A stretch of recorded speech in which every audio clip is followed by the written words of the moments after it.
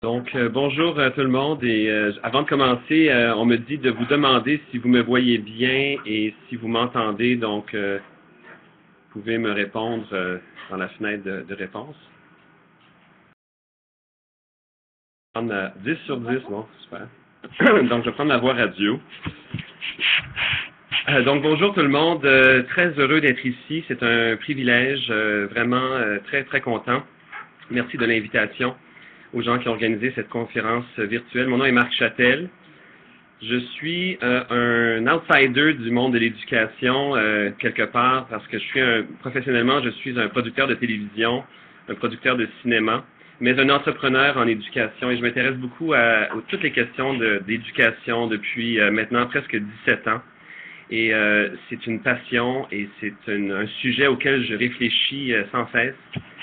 Pour vous dire que Wake Up, finalement, c'est né il y a 17 ans dans mon cœur, lors d'une conférence d'ailleurs à laquelle j'ai participé, un cours, une formation ici à Ottawa, pendant 2 jours où j'avais à imaginer un jeu sur un CD-ROM, et pendant ces 2 jours, j'ai imaginé un monde virtuel, justement, qui permettrait aux enfants, tôt dans leur vie, d'explorer toutes sortes de carrières et de réfléchir à leurs talents, à développer des habiletés de vie. Et cette vision a beaucoup évolué avec les années, avec des séries télévisées que j'ai produites, où j'ai interviewé des centaines et des centaines de personnes, des entrepreneurs, des artistes, des célébrités, des champions olympiques, des premiers ministres, des gens ordinaires au destin extraordinaire, pour finalement essayer de me forger, de me faire une idée par rapport à qu'est-ce qu'on peut ajouter au système d'éducation actuel pour finalement permettre l'éclosion des talents, permettre à chaque enfant de découvrir son unicité et apporter une contribution profonde à la société. Donc, c'est un sujet extrêmement fascinant, important, et je pense que le système d'éducation actuel réussit d'excellentes choses, évidemment. J'ai 2 garçons qui sont dans le système scolaire, un de 8 ans, un de 13 ans. À force aussi d'écouter d'autres conférenciers, des experts en éducation, comme Mark Prensky qui était là ce matin, Ken Robinson, Michael Fullen, qui actuellement se penche sur justement la plateforme de Wake Up. Wake Up, faut dire que c'est aussi, et c'est ce que j'aimerais vous partager aujourd'hui comme message, c'est que je vois ça comme un peu comme le bras canadien qu'on a ajouté à la navette spatiale. En ce sens que les écoles, c'est un peu la navette spatiale, et en intégrant la plateforme de Wake Up, et c'est cette vision aujourd'hui que j'aimerais partager avec vous, je pense qu'on peut réussir à arrimer un bras, on va l'appeler le bras ontarien, puisque Wake Up, c'est bel et bien ici à Ottawa que c'est né, et permettre donc l'exploration des talents, l'exploration des compétences du 21e siècle. C'est une plateforme qui, avec maintenant plusieurs projets pilotes dans différentes provinces, on vient de terminer un projet très intéressant avec le Conseil Viamonde, un projet entrepreneurial, je vais vous en reparler tout à l'heure, mais je pense qu'on a là l'embryon de quelque chose d'extrêmement puissant. Et aux États-Unis, l'an dernier, lors d'un congrès en éducation, j'avais été au Texas, il y a des surintendants de 6 États américains qui se sont penchés sur la plateforme de Wake Up et qui ont conclu après la présentation que Wake Up is a very, very powerful platform. Donc, ils ont vu qu'ici, il y avait c'est pas un outil technologique pur et dur, c'est vraiment un outil d'apprentissage, et c'est ce que vous allez découvrir, et qui permet vraiment donc de développer les 6 compétences, peu importe le nombre on le chiffre, mais 6 compétences du 21e siècle. Et l'approche entrepreneuriale, vous allez voir, est quelque chose d'extrêmement puissant. Donc, oui, Wake Up est fondé sur la recherche, on le sait, la technologie permet aux élèves d'être plus actifs, plus motivés. Aussi, sur Wake Up, c'est que vous avez accès à des situations authentiques. Donc, vous avez vous allez le voir, des pavillons thématiques. Donc, il y a des gens dans la vraie vie qui font des vraies choses. Il y a des enfants de peu partout à travers la planète qui nous présentent leur mode de vie, les traditions, leurs instruments de musique. On est dans des situations très authentiques ici. Et ça motive les enfants grandement. On sait aussi que la technologie développe des habiletés de la pensée critique afin de créer, de réaliser des objectifs de projet. Donc, les enfants en action, c'est certain, ça vient les interpeller. Ils font des liens avec les matières scolaires. et peuvent vraiment trouver un sens à toute cette éducation. On entend souvent la question même pourquoi est-ce que j'apprends les mathématiques, pourquoi est-ce que j'apprends ça, en quoi est-ce que ça va me servir plus tard dans la vie. Par les projets et dans l'action, les enfants font de plus en plus ces liens.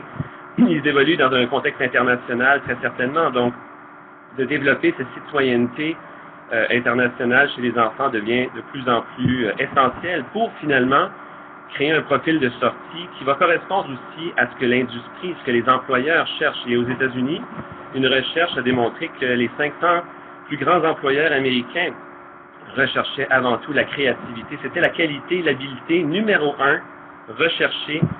Et quand on dit créativité, on parle d'innovation. On veut dire donc la capacité de think outside of the box, trouver des solutions originales.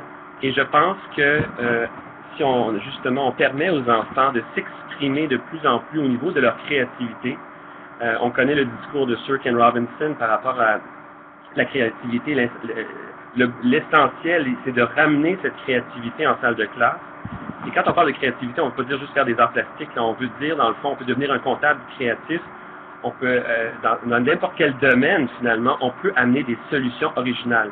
Et aujourd'hui, ce que je vous présente comme vision, c'est vraiment très niché. C'est par rapport aux primaires, c'est par rapport à la 4e, à la 6e année.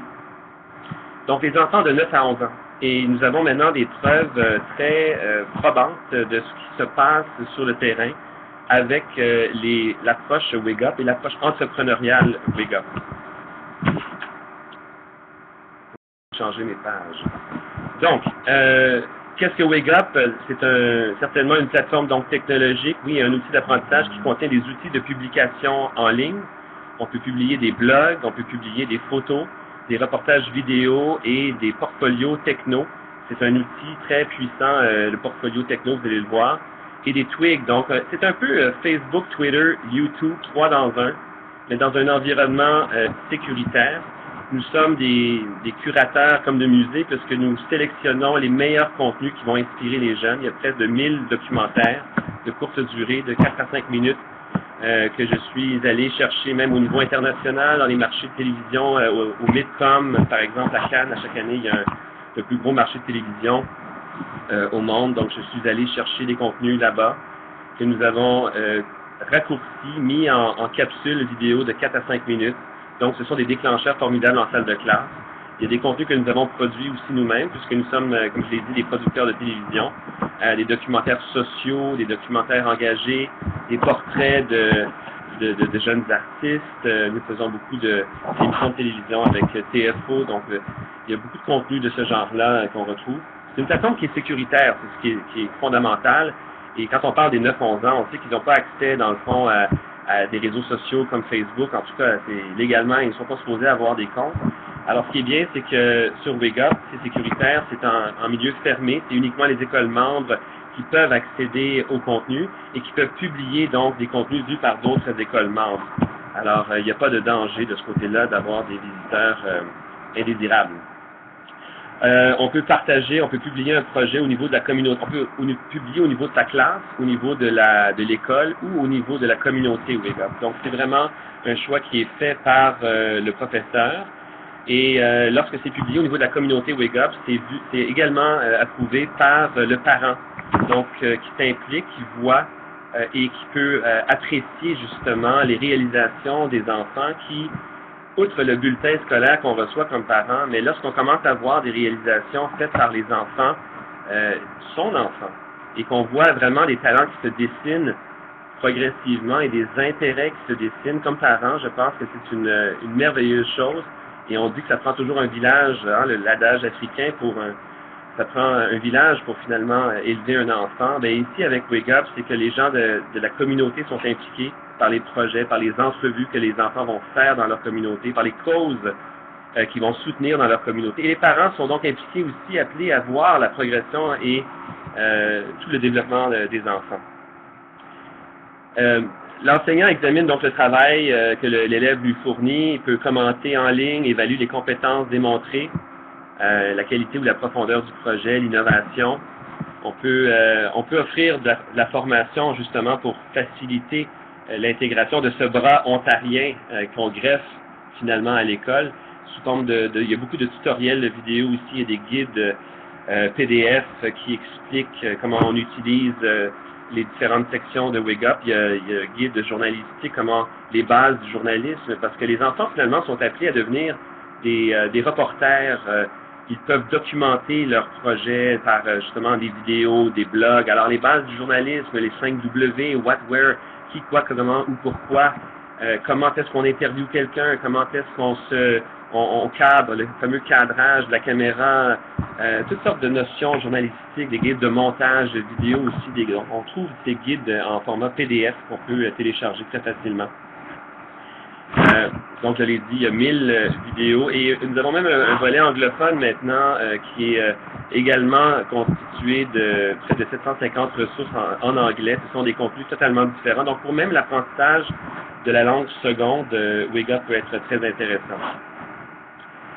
Alors, pour le personnel enseignant, évidemment, un portfolio technologique individualisé pour chaque élève, ça, c'est ce qui permet à l'enseignant de garder des traces des productions au cours de l'année, traces des apprentissages, et pour aussi permettre une pédagogie individualisée, différenciée.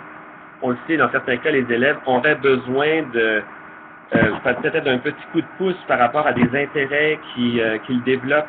Alors, Wake Up permet justement d'individualiser cet apprentissage. Je pense à Daniel Pénac, l'auteur français, qui avait dit qu'un professeur avait détecté chez lui des troubles, un certain manque de motivation à l'école, et heureusement, ce professeur lui avait donné une tâche très précise pour lui d'écrire finalement le début d'un livre, et ça l'avait extrêmement motivé, et c'est ce qui lui avait permis de s'épanouir au niveau de ses talents.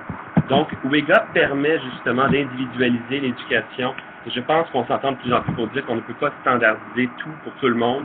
On n'a pas les mêmes talents. Et je réalisais une entrevue hier de Mark Prensky qui disait que c'est cette relation entre l'enseignant et l'élève qui doit évoluer, changer. Et l'enseignant, très souvent, n'a aucune idée des talents qui habitent finalement, qui sont dans chaque enfant. Et par cette approche et ce bras ontarien qu'on vient greffer justement et qu'on permet l'exploration de contenus vidéo, des déclencheurs formidables et des activités au niveau de la créativité des enfants.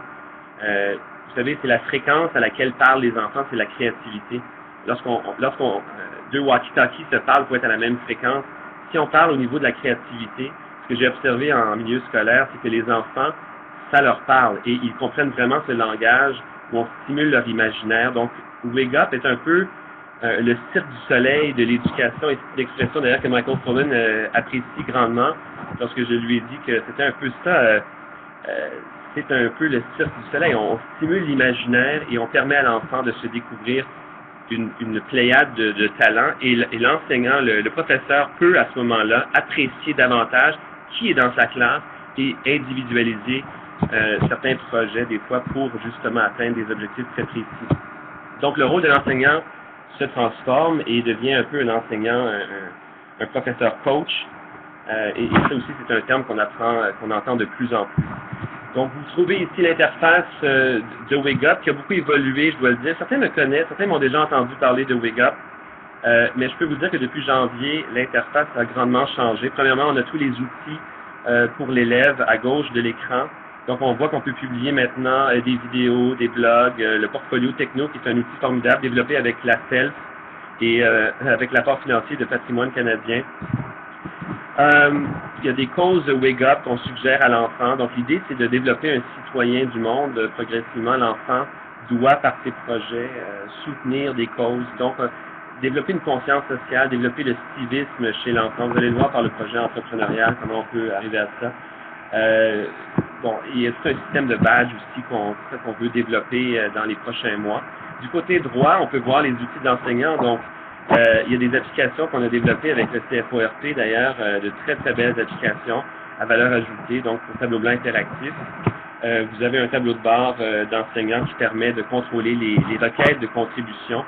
Chaque travail ou chaque contribution de l'élève est initialement une requête faite par le professeur via son tableau de bord à l'élève. On va voir dans un instant à quoi ressemble le tableau de bord de l'élève, comment il reçoit finalement ses requêtes.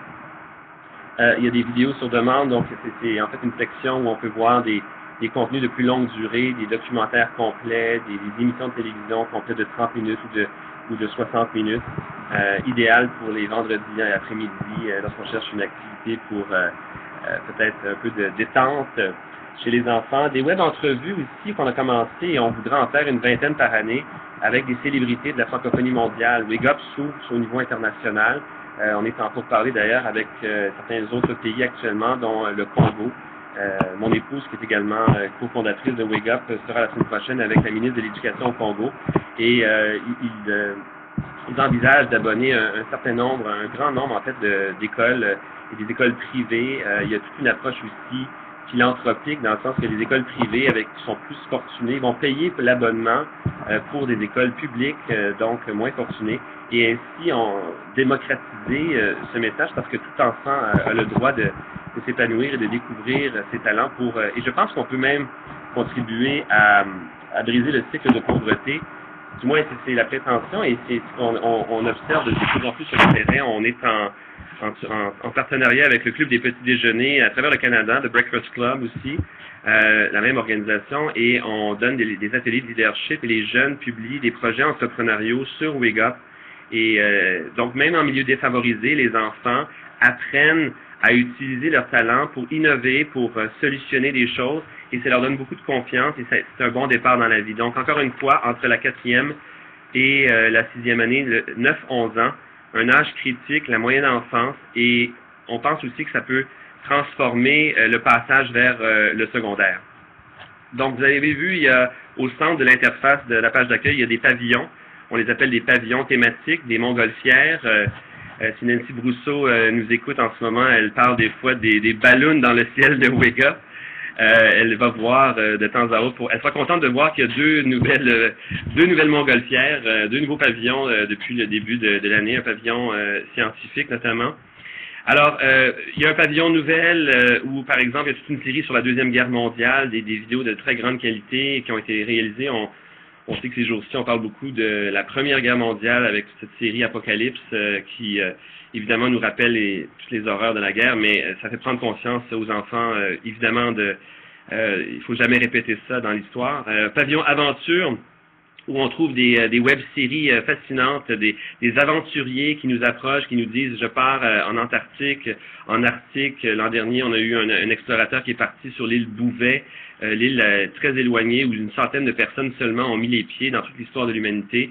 Ils ont fait l'ascension d'une montagne sur l'île Bouvet et ça a permis de produire une web-série, donc c'est 5 ou 6 épisodes. Il y a une chronologie dans les épisodes et on peut visionner en classe et c'est de déclencheurs formidables parce qu'après ça, on peut parler de sciences, bien sûr, on peut parler de géographie, on peut parler d'histoire, on peut traiter de français parce qu'on entend des expressions par la narration, on peut faire réfléchir les jeunes à toutes ces questions. Donc, on peut faire des liens avec le curriculum et c'est l'originalité, et encore là, le bras ontarien qu'on ajoute à l'école, l'enseignant, le professeur qui a énormément de créativité. C'est une célébration de la créativité, non seulement des enfants, mais aussi des professeurs qui réinventent leur façon d'aborder des sujets.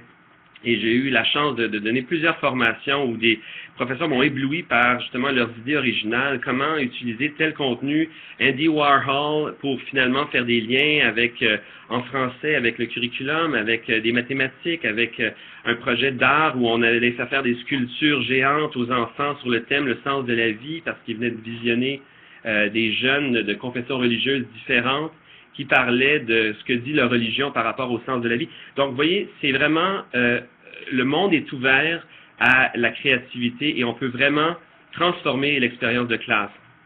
Vous avez un pavillon donc scientifique où on parle du secret de la pyramide de Khéops, les rats qui sont des mineurs dans certaines régions du monde, un pavillon entrepreneurial où on célèbre justement l'entrepreneuriat conscient des jeunes qui viennent essayer de solutionner des choses. Donc, c'est pas juste l'entrepreneuriat pour faire de l'argent, mais vraiment pour essayer d'apporter justement l'entreprise sociale, transformer notre monde, notre planète.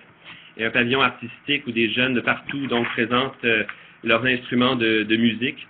Vous avez un pavillon tradition aussi où on découvre donc les différents peuples dans le monde et un pavillon sportif avec toute une carte interactive où des champions, des jeunes champions sportifs du monde entier parlent de leur réalité d'entraînement, leur culture, comment ils s'entraînent dans leur pays. Et c'est une carte formidable pour faire justement la découverte de la géographie et découvrir et stimuler encore là. Dans une classe, je me rappelle, il y a un professeur qui avait décidé de faire une chasse au trésor où on devait trouver tous les athlètes qui étaient interviewés. Il y en a à peu près 75 dans différents pays. Il y en a même à l'île Fidji, etc. Et il fallait trouver l'athlète qui avait peur de nager un jour dans une compétition de natation dans un lac, parce qu'il avait peur de se faire manger par un monstre dans le lac. Et les jeunes devaient donc essayer de trouver cet athlète qui avait dit ça et par le fait même apprenait sur la géographie du monde. Donc, encore là, une belle façon originale, créative d'aborder des sujets en lien avec le curriculum. Nous avons une communauté d'apprentissage depuis janvier, donc qui permet un partage de fiches en lien avec le curriculum, justement ces exemples originaux d'activités scolaires. Et donc les professeurs peuvent très facilement remplir une fiche en quelques minutes électroniquement pour partager ces bons coups créatifs. Il y a une zone d'experts, il y a Thierry Carcenti notamment, Lise Galuga, Madeleine Ursubis qui se sont livrés à un exercice de webconférence où ils parlent de justement leur vision de l'ère numérique, comment prendre ce virage. Donc, vous irez voir. Voici un exemple du formulaire fiche électronique très facile à remplir maintenant dans la cape de WigUp qui était à droite dans les outils du professeur. Donc, vous voyez, vous pouvez inscrire un titre, l'année d'études visée, la matière visée, est-ce qu'il y a des liens, des attentes avec le curriculum? Quelles sont les compétences du 21e siècle qui sont visées par cette activité? Même pour l'immersion, est-ce que c'est une activité d'interaction, de lecture ou de production d'un contenu? On peut mettre la ressource utilisée sur WigUp, le lien directement URL, et dans quel pavillon on a trouvé finalement cette ressource. C'est une petite description sommaire de l'activité faite en classe. Donc, ça donne un peu ce genre de fiche très intéressante où, là encore là, je suis toujours ébloui de voir à quel point, lorsqu'on donne cette chance aux professeurs d'être créatifs, on réinsuffle la créativité, on répond un peu au discours de Sir Ken Robinson par rapport à cette créativité. Ça vient transformer l'expérience de classe et les élèves l'apprécient grandement. Ici, il y a une fiche où, par exemple, on visionne un reportage d'une jeune fille à Cuba, à La Havane, qui nous présente son palais où elle habite, mais avec une vingtaine d'autres familles en communauté. Et ensuite, on pose la question comme exercice en classe aux élèves qui devront écrire un blog publié sur WigUp et on leur pose la question, quelles sont les valeurs selon toi qu'on retrouve dans cette communauté de 20 familles, etc. Donc, un déclencheur formidable, une vidéo de 5 minutes où on entend un enfant, une enfant d'un autre pays dans une toute autre réalité et ça fait réfléchir l'enfant ici à ses conditions de vie, mais ça fait faire un exercice de littératie et c'est justement avec ces 1000 contenus que nous avons, formidable, donc un déclencheur pour initier des activités originales en classe et qui sont en lien avec le curriculum. Donc voici le portfolio et l'exemple du tableau de bord de l'élève lorsqu'il reçoit une demande de contribution du professeur. C'est encadré en vert et donc il peut voir la demande qui lui a été faite et ensuite commencer le travail.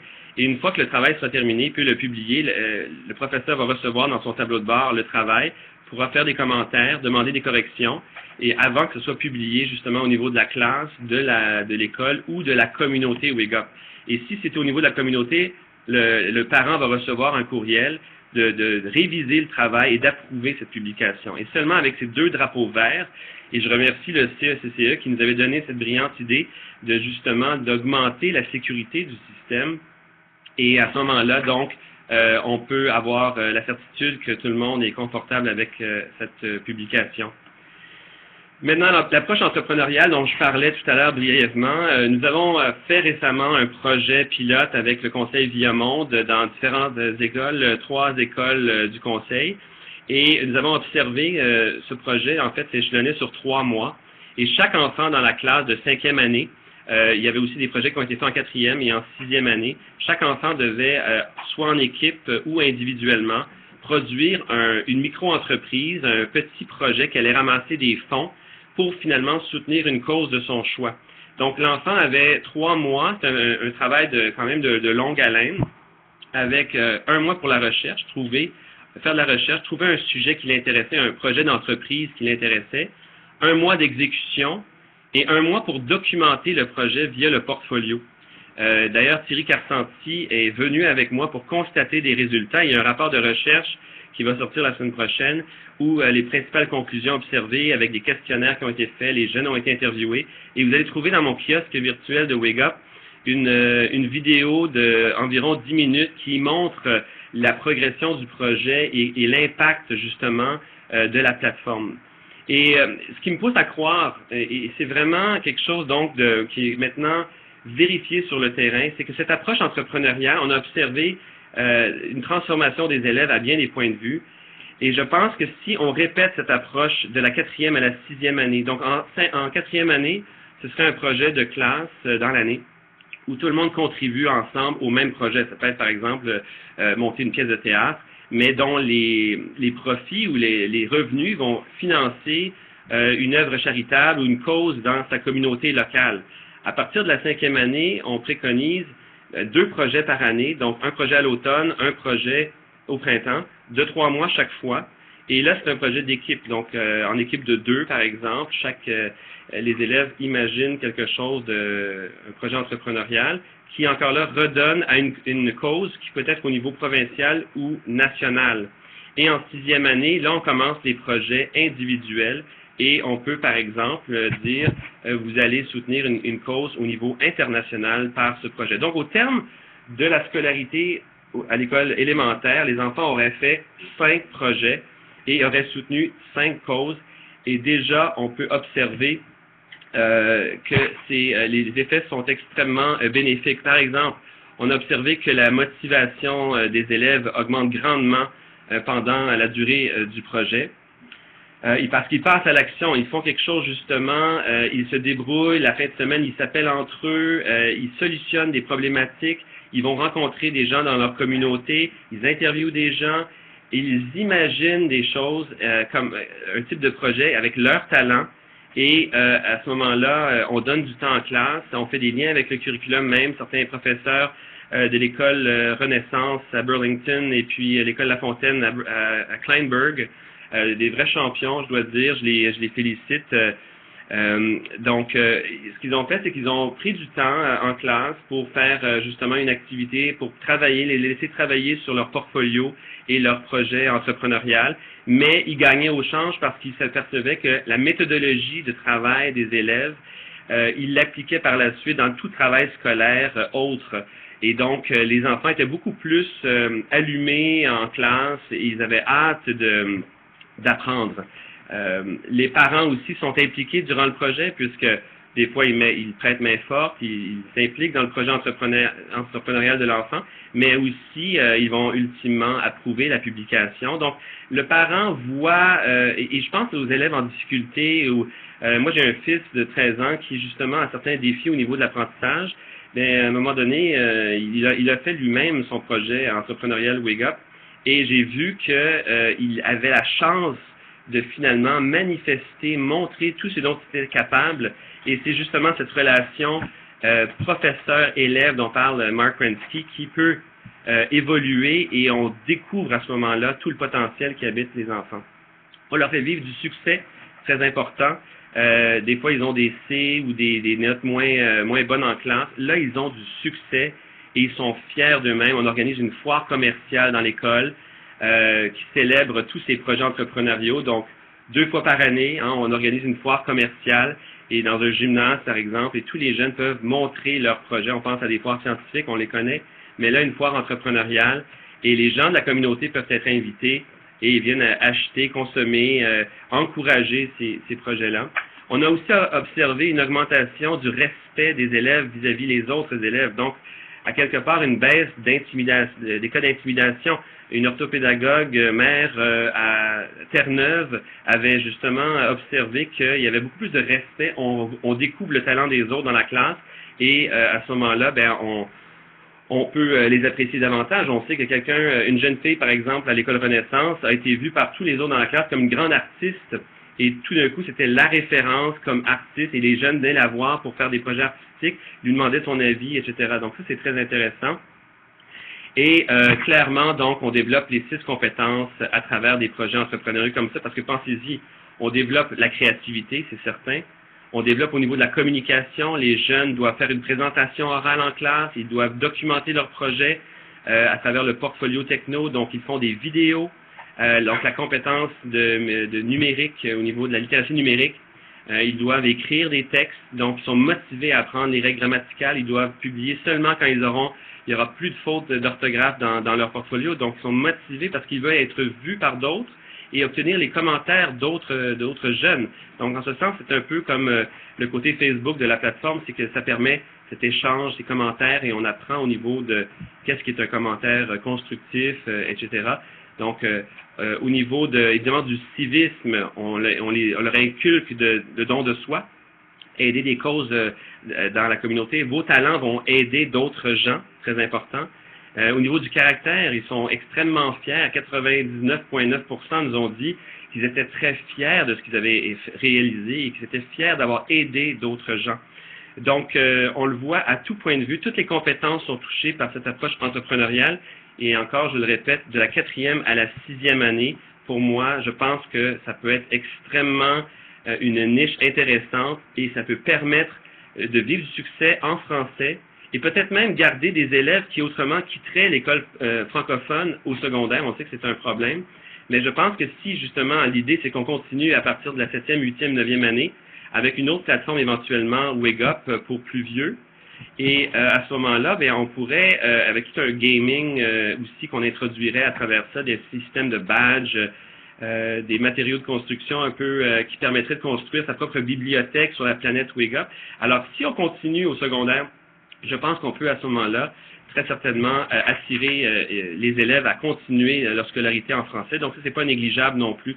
Voici des exemples de portfolios. Alors, vous voyez 9 pages. Ici, c'est des jeunes filles qui ont fait un projet au show pour accumuler des couvertures pour les sans-abri. Alors, il y a des vidéos qui ont été intégrées dans la plateforme où on les voit installer leur boîte dans l'école pour l'accueillir justement. Ils ont ramassé une centaine de couvertures et à travers un portfolio comme celui-là, en 9 à 10 pages, on voit toute l'évolution du projet, quelles causes ils ont soutenues. Dans ce cas-ci, c'était la mission Helping Hands Street Mission. On les voit faire la cueillette, les élèves qui viennent porter des couvertures.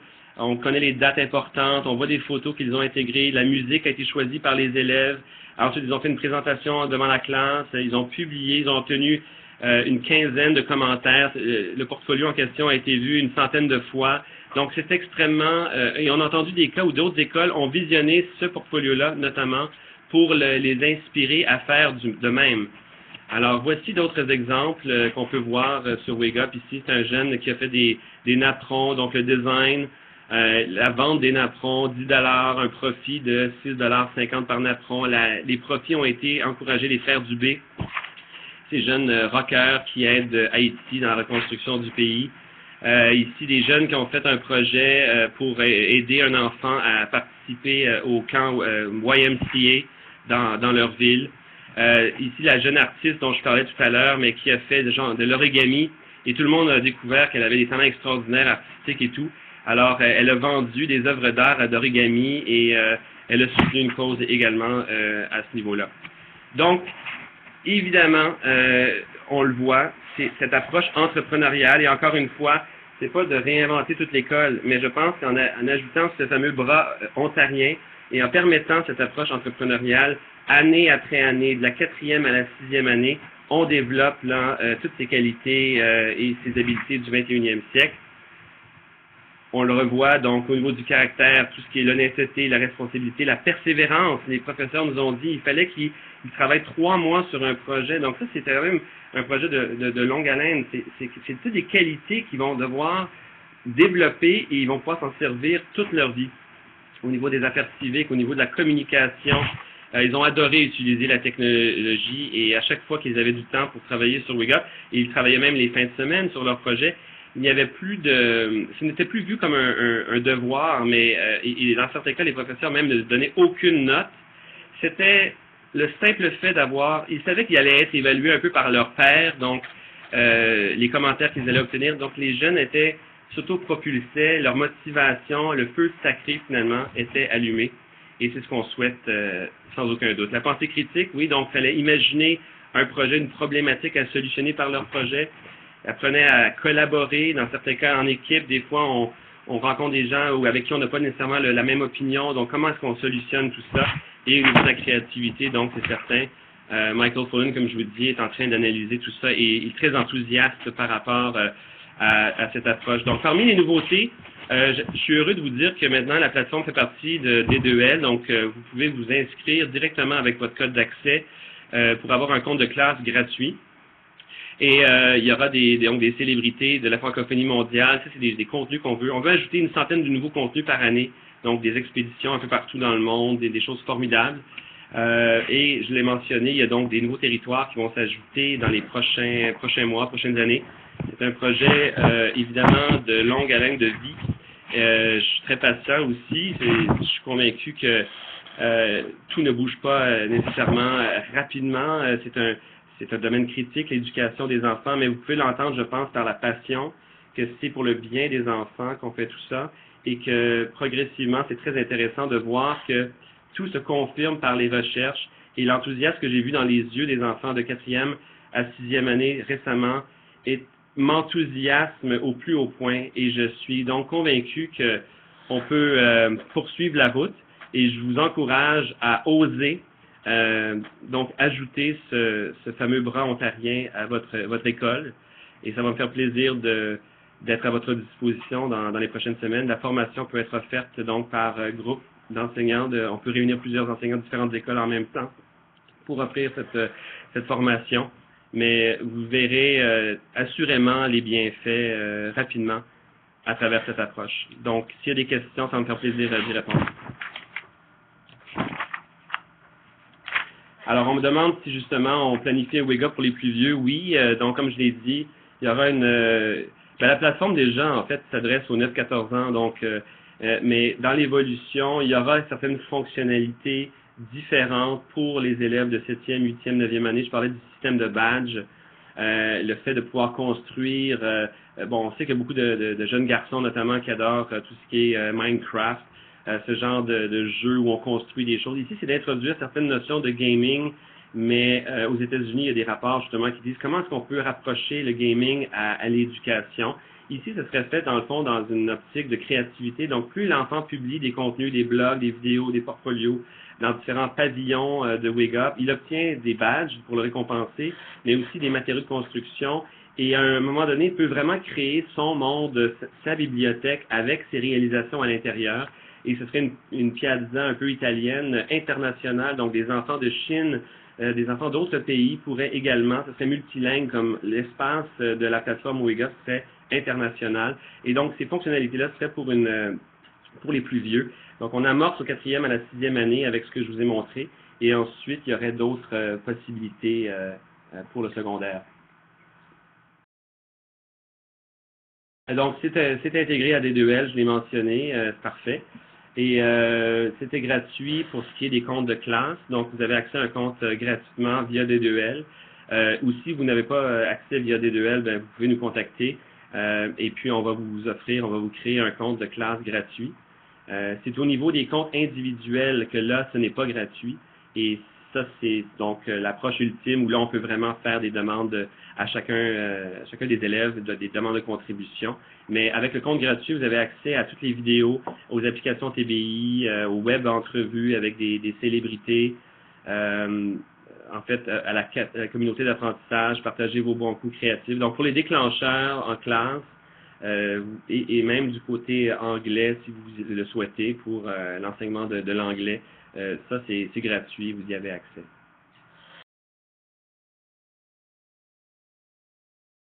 Alors voilà, je pense que ça vient clore ma présentation. Je vous souhaite un bon appétit et bonne exploration de la plateforme et ça va me faire grand plaisir. Allez voir le kiosque virtuel de Wake Up. Il y a des documents qui sont joints, la brochure notamment, et espérons qu'on va se croiser dans les prochaines semaines. Merci.